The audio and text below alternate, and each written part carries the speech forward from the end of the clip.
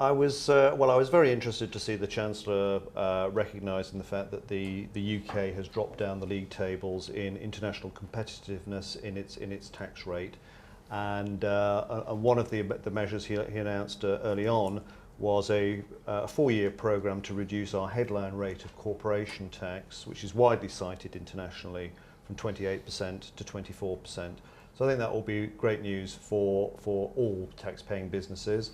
And as an aside, I just mentioned that he also announced a reduction for small companies from the existing rate of 21% to 20%. So some headline tax rate reductions, good for investment. That's going to be balanced, however, by some future reductions in the rate at which companies can claim for tax relief on fixed asset acquisitions, investment allowances, if you like. And they're going to be reduced from sort of rates like 20% down to 18, but not until 2012. So it's quite clever, really, because I think he's funding the corporate tax reductions out of current spending.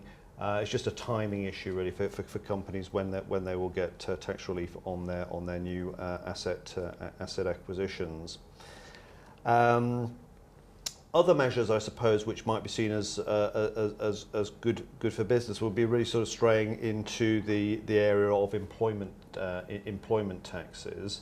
So there were a number of announcements around national insurance, some which had been pre-announced around increasing the threshold at which national insurances are paid, but some new measures of particular interest to regions like the West Midlands. Where in certain targeted areas, and we'll have to see precisely what those areas are, there are proposals that there would be national insurance relief of up to, I think, £5,000 was mentioned for the first 10 new employees that employers take on. So that's obviously great for job creation. Yes, I mean, there had been a lot of speculation before the budget that the rate of capital gains tax was going to be increased to rates very similar to income, and people were fearing that the rates could go up to 40 or even 50%. However, what he has announced is that the rate of capital gains tax for higher rate earners will be 28%, and that is to take effect from midnight on budget day. So people who thought they might have been paying tax at a much higher rate, feared the worst, will no doubt be slightly relieved only to be paying at 28%, although it's still an increase from 18%. But it means is there is still going to be a significant distinction in the rates between the highest rate of capital gains tax of 28% and the highest rate of income of 50%. So that is still an encouragement for people to invest in assets which produce capital gains rather than income. At the same time, he's also announced for entrepreneurs that the entrepreneurs relief, which has exempted first £2 million of lifetime gains from tax, so it's only taxed at a rate of 10%, that is going to be increased to £5 million, and I'm sure that will be welcome for entrepreneurs. So in the whole on capital gains tax, whilst everyone was expecting the rates to go up, they've not gone up as much as people feared. We know that the Chancellor himself tells us that he has met his 80-20 rule on the split between spending cuts and tax rises to deal with the deficit. Specifically, he tells us that it was 77% targeted on spending cuts and 23% on tax rises.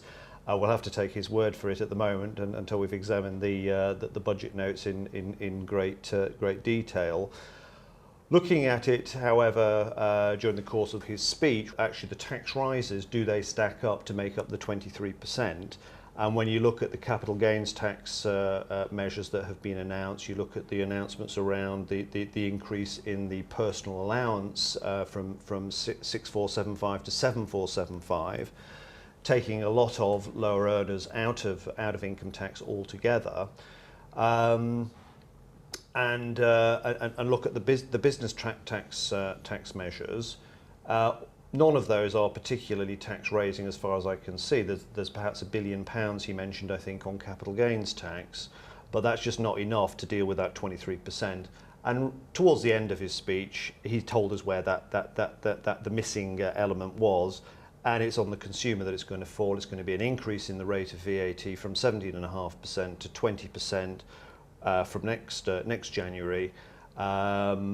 really, I suppose, clawing back all the reductions that we had, which ended just sort of last December in Alistair Darling's previous budget, when, if you recall, it went down from 17.5% to 15% for just over a year. I mean, the average man in the street, at least with VAT, they have the choice of whether or not they're going to pay the tax.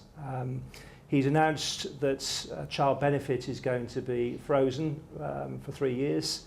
A lot of people feared that child benefit was going to be removed for higher rate taxpayers or linked to income, to earnings. He's not announced any further increase in duties. With the increase in personal tax allowances taking effect from next year, hopefully people see it as being a fairer way of raising revenue.